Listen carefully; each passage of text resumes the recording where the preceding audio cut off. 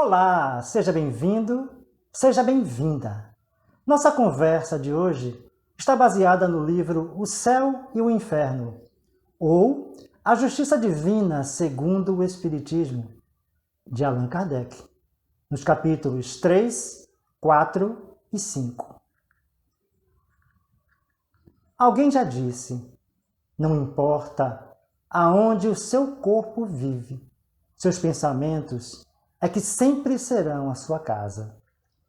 E em Mateus 6, 21, lemos: onde estiver o seu tesouro, aí estará o seu coração. Assim, aonde está o que nos importa, o que nos é caro, aí está o nosso céu e inferno. Pensamentos bons, céu. Pensamentos maus, inferno. Então vamos conversar hoje sobre essa coisa de céu e inferno e trazer o olhar espírita sobre essa coisa que move o ser humano desde os primórdios, desde os homens primitivos, que o céu e o inferno assombram e felicitam o ser humano que, sem a perfeita noção de distinguir espírito e matéria, confundia tudo numa miscelânea confusa e estranha. Mas, primeiro, vamos à nossa prece.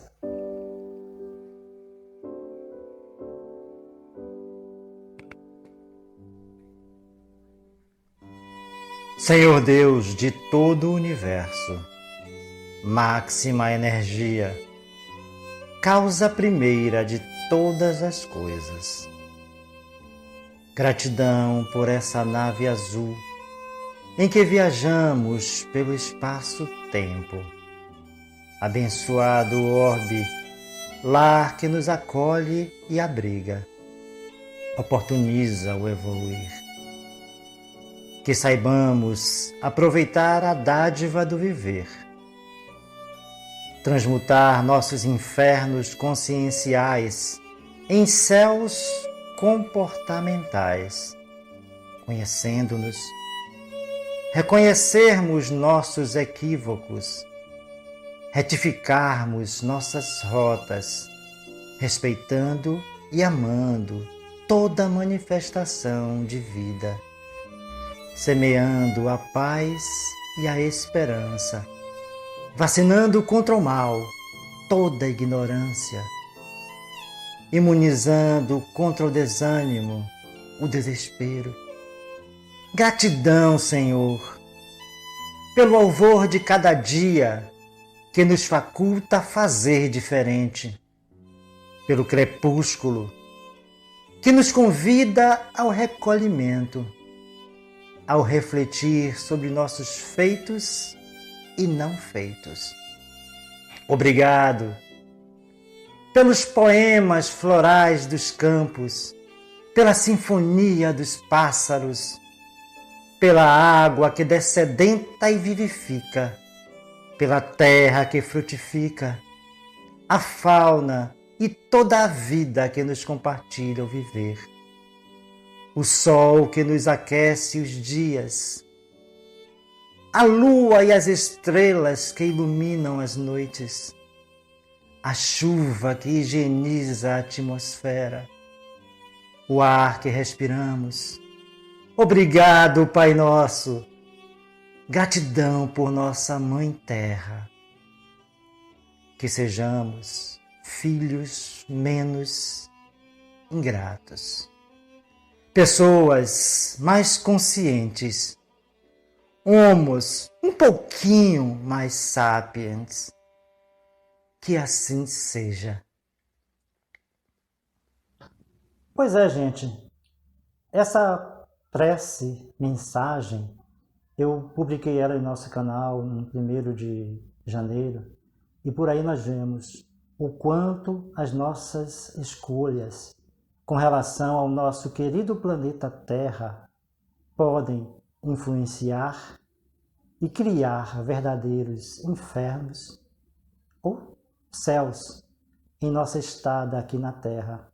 Esse planeta que nos abriga para evoluir, para crescer, que nos convida à irmandade entre seres humanos e toda a natureza, e nós estamos devastando, poluindo, maltratando, e nos perguntamos muitas vezes, por que isso? Por que aquilo? Porque nós estamos agindo de forma inconsciente, ingrata com o nosso planeta, nosso orbe e lar, nossa Mãe Terra. E aí nós somos, entre aspas, infernizados por pandemias, por mudanças climáticas, por uma série de adventos provocados pelo ser humano ou pela ação desumana que contradiz a nossa humanidade. Nós podemos sim, temos condições sim de reverter esse quadro e trazer um pedaço de céu para esse nosso lindo planeta azul. Só depende de nós tomarmos consciência, buscarmos estabelecer dentro de nós um céu consciencial e procurar banir, procurar deletar esse inferno comportamental que temos imprimido ao nosso planeta, ao meio ambiente, à flora e à fauna, e por consequência nós próprios, que tentamos nos colocar à parte da natureza quando nós fazemos parte dela. Assim, nós somos responsáveis por nossas venturas e desventuras, e não adianta reclamar. Deus criou a terra para que o homem possa, se quiser, fazer um pouco de paraíso. Mas, infelizmente, as nossas escolhas têm sido outras. Temos colocado a força da grana que ergue e destrói coisas belas, como bem cantou Caetano, para jogar contra nós próprios. Não, depois não adianta reclamar. O bem e o mal estão no homem, porque o homem quis assim. Deus fez o homem para o bem, o homem escolheu o mal. O homem vive plasmando infernos, onde poderia termos premonições do céu. Mas vamos ver agora o que diz o livro O Céu e o Inferno sobre céu, inferno e purgatório, conforme as diversas cosmologias, as teogonias todas que até hoje inspiraram e, com perdão da palavra, desinspiraram a humanidade. Veja aí agora o nosso clipe.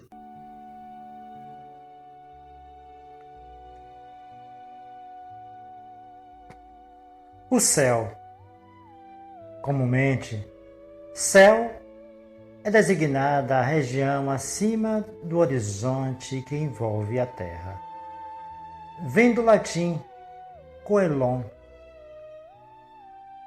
derivando do grego kolos, côncavo, por o céu lembrar imensa concavidade.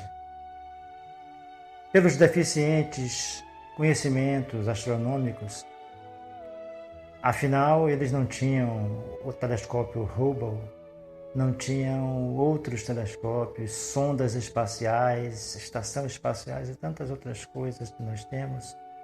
Os antigos acreditavam que haviam céus superpostos, sólidos e transparentes, como se fossem esferas de vidro, girando, concêntricas, arrastando os astros.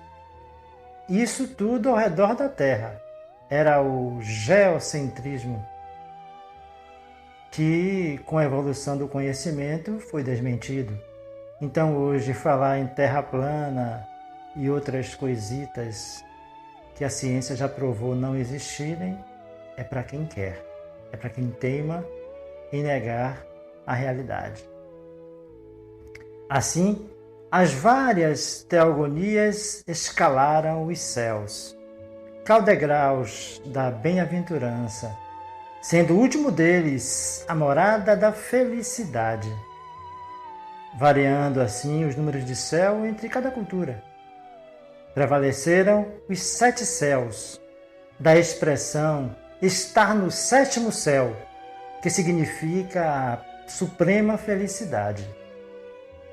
O astrônomo Ptolomeu contava 11 céus, e o último ele chamava de Empíreon, por conta da sua luz brilhante. É ainda hoje o nome poético dado ao lugar da glória eterna. Empíreon vem do latim medieval e do grego antigo. Quer dizer dentro ou sobre o fogo, a pira. Céu empíreo, um lugar reservado no paraíso para os anjos, deuses, santos e seres abençoados das antigas cosmologias. Acreditava-se ser ocupado pelo elemento fogo, ou éter, na filosofia de Aristóteles, a filosofia natural de Aristóteles. Já na literatura, denominava o que está acima do firmamento. Tomás de Aquino identificou como o lugar em que Deus criou os anjos.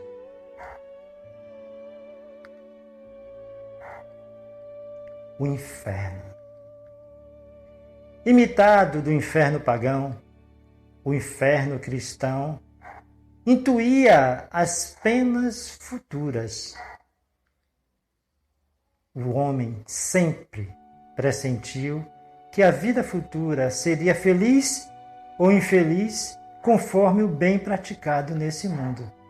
Mas a ideia feita dessa vida futura se relacionava com seu desenvolvimento, ou melhor, com seu atraso, senso moral e noções mais ou menos justas do senso moral. Então o homem ia buscando precariamente equilibrar o que via com o que pensava, com o que imaginava. As penas e recompensas são os reflexos dos instintos predominantes, que infelizmente ainda hoje seguem desatinados. Os povos guerreiros enxergavam felicidade nas honras da bravura, ou algo que eles acham que seja bravura. E até hoje é assim, né? As pessoas acham que a força é que deve preponderar, que o poder está na força, como diz aquele personagem do desenho animado. Os caçadores veem essa felicidade na abundância da caça, os sensuais na satisfação da voluptuosidade. Dominado pela matéria, o homem incompreende a espiritualidade, imaginando para as penas e gozos um quadro mais material do que espiritual, uma réplica do que vivemos. Acha que deve comer e beber no outro mundo como se faz aqui na Terra. Lá seria uma cópia daqui.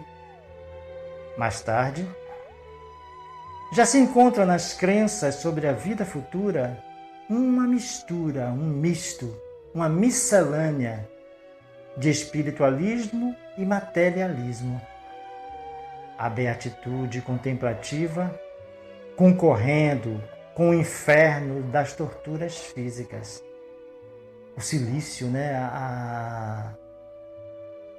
Como é que se chama?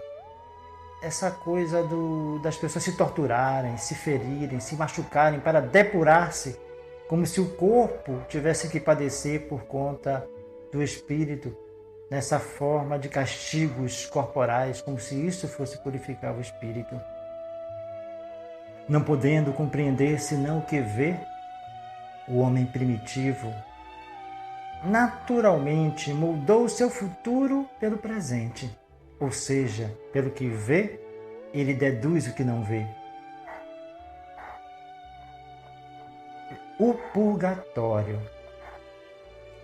o Evangelho não cita o purgatório, que só foi admitido pela Igreja no ano de 593.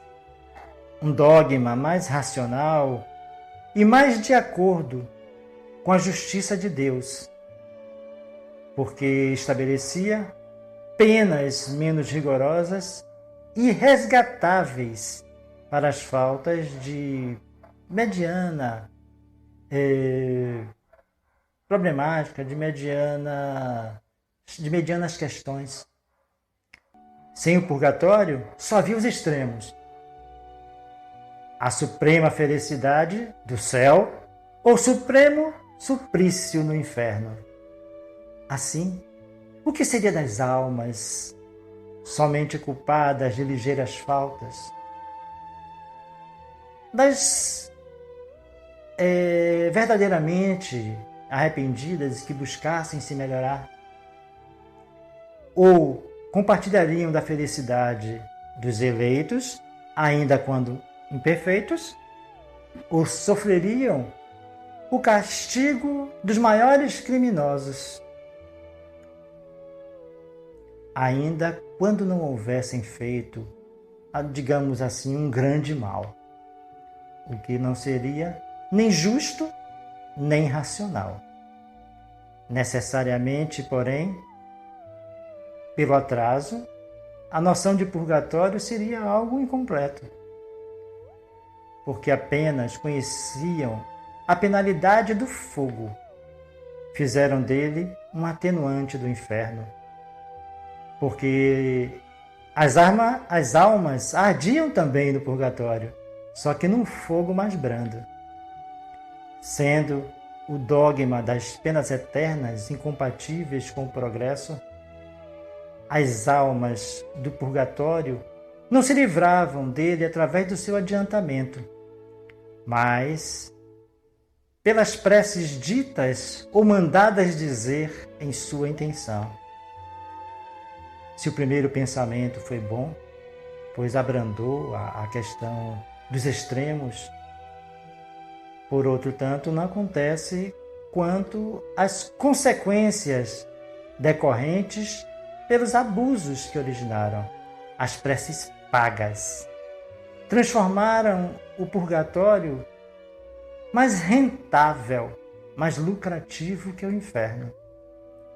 O purgatório originou o vergonhoso comércio das indulgências.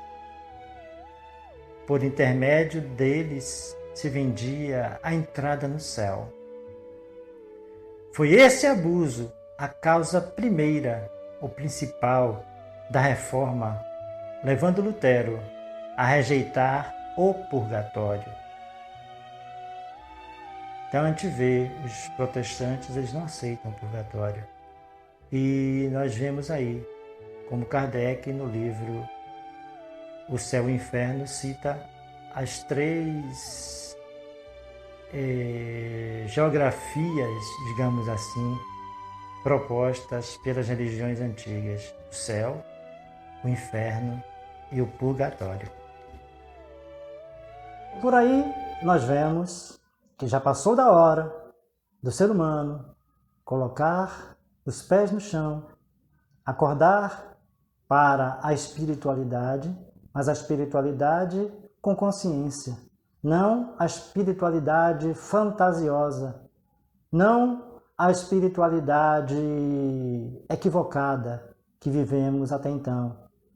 Temos que acordar para a realidade de espíritos encarnados, de seres espirituais que vivem uma experiência corpórea. E são muitas as experiências corpóreas para que o espírito crie a sua evolução, transitando do inferno da ignorância até o céu da iluminação. É assim que nós criamos o nosso céu e o nosso inferno.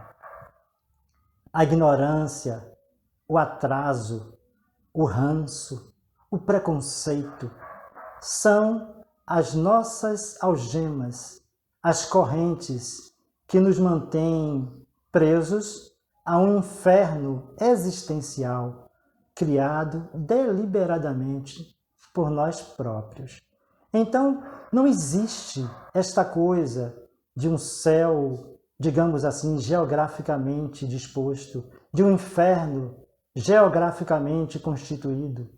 Nós temos, sim, o nosso estado de espírito, o que nós fazemos com o nosso pensar, com o nosso sentir e com o nosso agir. Isso é que é céu e que é inferno de verdade. E esse inferno, à medida que nós evoluímos, ele vai se tornando diáfano, ele vai se diluindo, ele vai se transformando, porque nós fomos criados para a evolução, para a iluminação, para o crescimento. Não existe nenhum ser fadado ao mal, a viver no mal, a arder no mal. O fogo que deve queimar a nossa alma é o fogo da consciência tranquila. O fogo que não arde, que não queima propriamente dito. É o fogo que acende a vontade de mudar, de evoluir, de crescer, de transcender ao lugar comum, à província das materialidades. E é assim que nós fazemos o nosso céu e o nosso inferno. Só depende de nós, não depende do outro, não é culpa do outro. Tem aquela conhecida frase, o inferno são os outros, de Jean-Paul Sartre. Ela é dita por um dos personagens entre quatro paredes. No caso, o dramaturgo e filósofo, ele coloca, os personagens são dois homens e duas mulheres no inferno, condenados a permanecer sempre juntos entre quatro paredes. Segundo o autor, ele resolveu escrever uma peça para três amigos seus, que eram atores, mas não queria que nenhum personagem tivesse mais destaque do que o outro. Então, para mantê-los sempre juntos em cena, teve a ideia de colocá-los no inferno, para que cada um se posicionasse, se qualificasse como carrasco dos outros dois. Dessa forma, Sartre pondera que o outro, na verdade, é fundamental para o conhecimento de si mesmo. Ou seja, o ser humano necessita relacionar-se com o outro para construir a sua identidade, processo que nem sempre é tranquilo e harmonioso. Por isso que se diz que a frase, o inferno são os outros, porque é na relação com os outros que surgem as dificuldades, que surgem os problemas, que surgem os embates a serem vencidos. O inferno a ser transformado em céu. Não adianta fugir do relacionamento com o outro. O outro está aqui conosco. Cada um está aqui nesse planeta, nessa terra que precisamos cuidar para evoluir. E evoluímos juntos, aprendendo a conviver, aprendendo a nos suportar, aprendendo a vencer as dificuldades, a parar as arestas e aprender que somos todos irmãos. Antigamente se dizia que nós estamos no mesmo barco. Talvez não. A frase não esteja certa. Nós estamos todos no mesmo mar, o mar que é a vida. Cada um no seu barco, mas precisamos evitar que esses barcos colidam. Esses barcos precisam aprender a navegar juntos, para chegar do outro lado, para sair desse inferno criado pelos homens, esse estado que ainda de atraso em que ainda nos colocamos, precisamos superá-lo. E é nessa convivência, e é nessa interação que nós fazemos isso. E é assim, ombro a ombro, que nós vamos construir o nosso caminho para o céu que está dentro de cada um de nós, o céu a que cada espírito está destinado. Ninguém está destinado a um inferno. O inferno é momentâneo, é o atraso em que nós nos colocamos. O inferno é o egoísmo, o inferno é a vaidade, o inferno é o orgulho, o inferno é tudo aquilo que nos separa de nossos irmãos. O inferno é a falta de empatia, o inferno é a falta de caridade, o inferno é a falta de amor. E o céu é o oposto de tudo isso.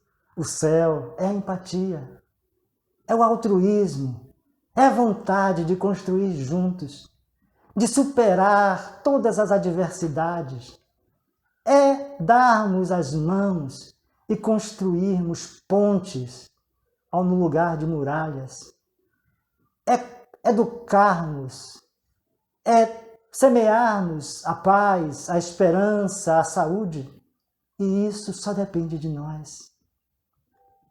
Há mais de 2000 anos, alguém chegou e disse para a gente: amai-vos uns aos outros. E é isso que está faltando, para que nós alcancemos o nosso céu, o céu que começa em cada um de nós. Não adianta querer fugir disso. Não adianta querer que venha um salvador da pátria. Não adianta terceirizar nossas responsabilidades. Não adianta esperar que a luz caia do céu como mágica. A luz precisa sair de cada um de nós. E é a luz de cada um de nós que, se somando, vai fazer o luminoso céu do progresso, da evolução, da regeneração. Precisamos mudar os nossos paradigmas. Precisamos resgatar o nosso melhor, o melhor que habita em cada um de nós, o melhor que está aí, dentro de você, dentro de mim, dentro de cada ser que se propõe a seguir o Mestre Jesus, que se propõe a deixar brilhar a luz de Deus que habita em cada coração sincero. Podemos fazer diferente. Podemos começar o nosso céu agora. Podemos começar a apagar as labaredas infernais em que nos colocamos agora. Só depende da gente. E voltando à frase que os infernos são os outros, que a gente já viu que não são, né? Na verdade, nós estamos aqui, cada um com seu inferno, para acabar com eles e não para perpetuá-los. O grupo Titãs tem uma música que traz o refrão: o problema não é meu, o paraíso é para todos, o problema não sou eu, o inferno são os outros, o inferno são os outros. Então nós fizemos uma pequena montagem usando o refrão da música e veja aí, assistam aí. O problema não é meu, o paraíso é para todos. O problema não sou eu, o inferno são os outros, o inferno são os outros. O inferno são os outros, o inferno são os outros. O inferno são os outros, o inferno são os outros. O problema não é meu, o paraíso é para todos. O problema não sou eu, o inferno são os outros, o inferno são os outros. Enquanto não mudamos, não nos comportamos como precisamos comportar, enquanto não nos assenhoreamos dos nossos destinos, da nossa escrita no bem, nós figuramos assim, sendo realmente o inferno dos outros, sendo o que a frase diz: o inferno são os outros. Mas isso é algo transitório, Isso é enquanto vagamos pela província da ignorância, é enquanto vagamos pelos desatinos que nos movem aqui na terra, repetindo a frase de Caetano, enquanto somos movidos pela força da grana que ergue e destrói coisas belas. Nós precisamos nos libertar das materialidades, precisamos deixar de ser o inferno do outro, ou melhor, transformarmos-nos no céu de cada um de nós. Esse é o convite, essa é a transformação que precisamos fazer.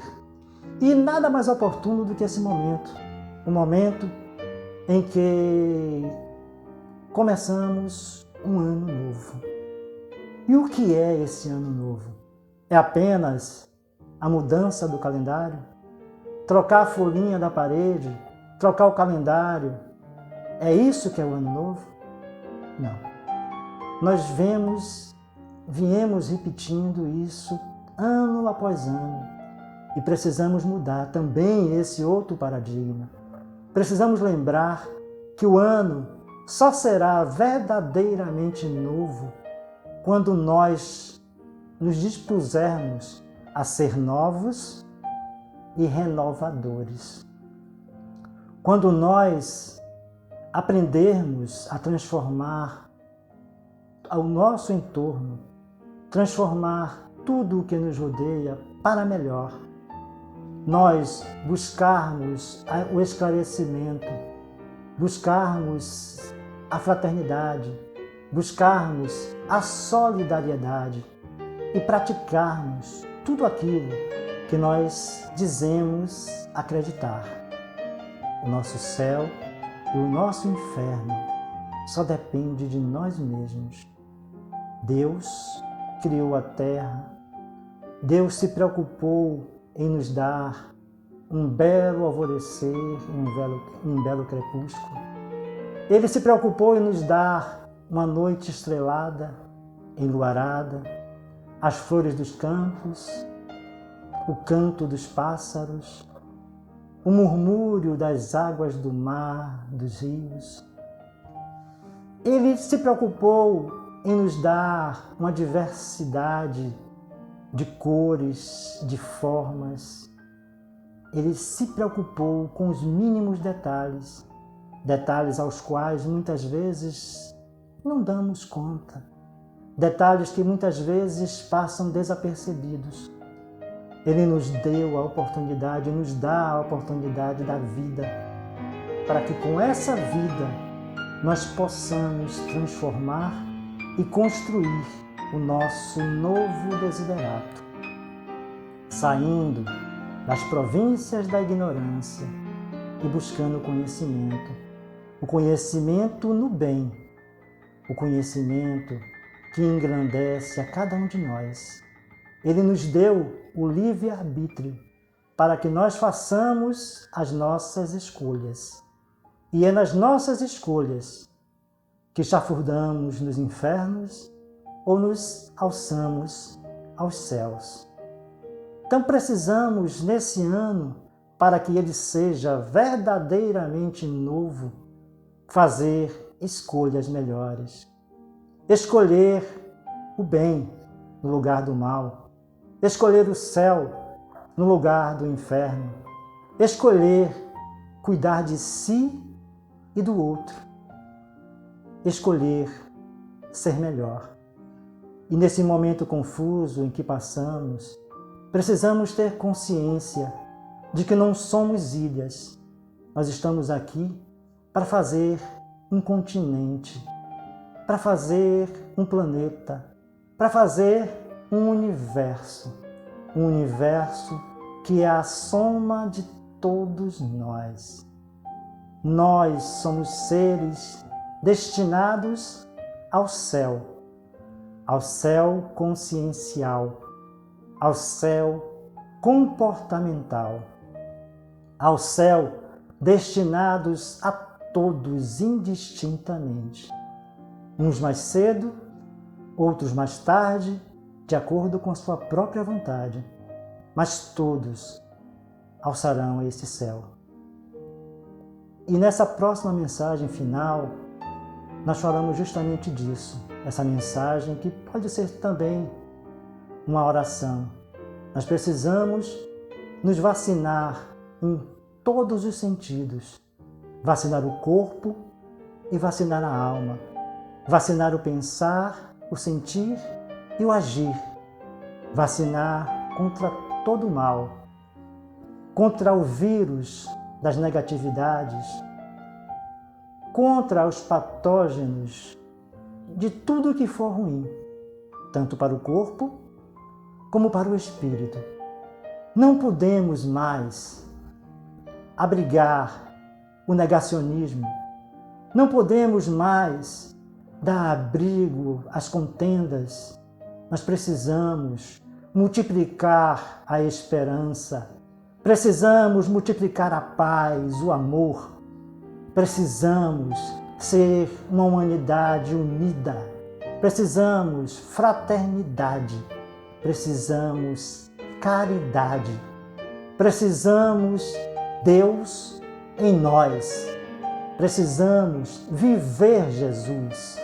Precisamos praticar. E essa é a visão espírita do céu e do inferno, que não está lá fora, que não está embaixo da terra, que não está acima da atmosfera. O céu e o inferno está dentro de cada um de nós. E é esse céu e esse inferno interior que nos levam às zonas de sofrimento ou de felicidade. Somos nós que determinamos se vamos passar uma temporada nos umbrais ou nas colônias superiores. Somos nós, cada um no seu tempo, cada um conforme a sua vontade. Deus não impõe, Deus propõe. E nesse momento, precisamos nos propor a uma transformação.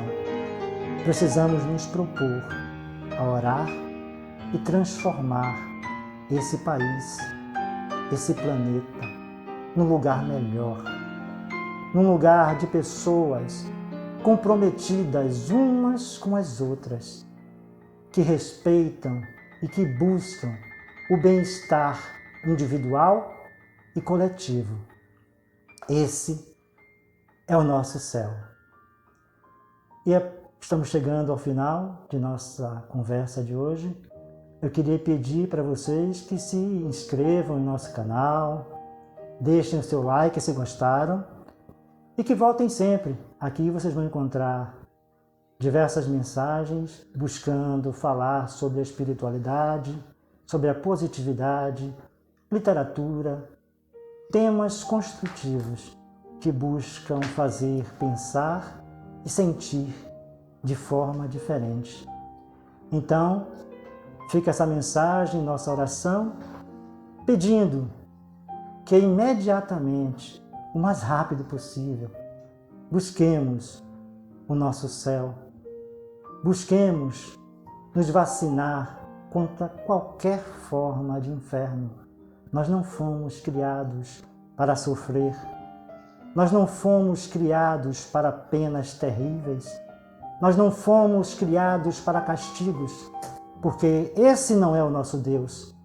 O Deus verdadeiro é o Deus do Cristo, que é o Deus de amor, o Deus que nos preparou diversas moradas para que nós possamos escalar a nossa evolução. Então precisamos transformar, precisamos mudar, precisamos resgatar tudo isso. Então, gente, fica com Deus, fique em paz, que o Mestre Jesus nos ilumine e sigam aí com a nossa mensagem final.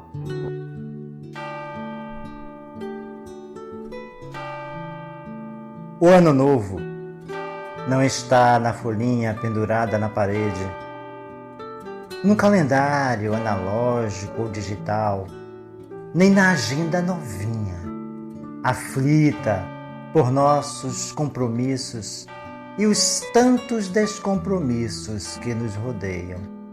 O Ano Novo estará nas utilidades e inutilidades que iremos imprimir nas páginas de tempo dessa didática e mais recente cronologia de 360 e poucos dias. No que fizermos ou deixarmos de fazer, nos ônus e bônus das nossas escolhas, em decidirmos se vamos assumir a escrita do nosso desiderato individual ou coletivo, ou se insistiremos em terceirizar, buscar um Salvador, esquecidos de que o único que fez jus a esse título foi pregado numa cruz. Ressurgido da morte, teimamos em mantê-lo crucificado até hoje. Filhos do Deus de amor, que nos criou para amar, inventamos uma caricatura divina para ser temida, controlar, dominar, conforme essa ou aquela conveniência. Assim, precisamos de atitudes novas e renovadoras, capazes de nos vacinar contra teologias doentias, imunizarmos-nos contra as mais virulentas ideologias, as infecções do egoísmo, orgulho, vaidade, desatinos e tantos patógenos que inflamam o ego e adoecem a sociedade apressada e mal apressada pelo desequilíbrio, distonia, desarmonia entre o ter e ser. Ano novo, é eu, é você, é nós. Será o que fizermos ser. As lutas que nos dispusermos a vencer. As dificuldades que elegermos para superar. Derrubar muros, transpor fronteiras, construir pontes. O mundo externo é o reflexo do nosso mundo íntimo. Sem ideias e ideais novos, sem mentes e corações sintonizados no bem, apenas sobreviveremos, sabotando-nos, sonegando-nos o tão almejado ano novo, ruminando folhinhas amarfanhadas, calendários amarrotados, agendas estéreis e amarguradas. Feliz eu novo, feliz você novo, feliz humanidade nova. Se assim for, teremos um ano novo. Se não, vagaremos distraídos entre alvoradas e crepúsculos, iludidos e sem cura, para a eterna busca do alvor de um ano verdadeiramente novo.